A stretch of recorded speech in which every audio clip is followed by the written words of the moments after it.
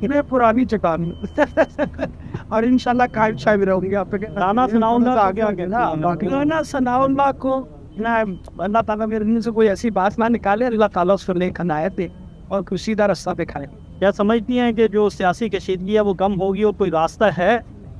होनी चाहिए। बेगुनाह लोगों को फिलफौर रिहा किया जाए। हम दरख्वास्त करते हैं जो भी जिम्मेदारान हैं कि ये हज़ारों कौम के बच्चे जो बेगुनाह पकड़े गए हैं, जो मौके पे भी नहीं थे, उन सबको फिलफौर रिहा करें।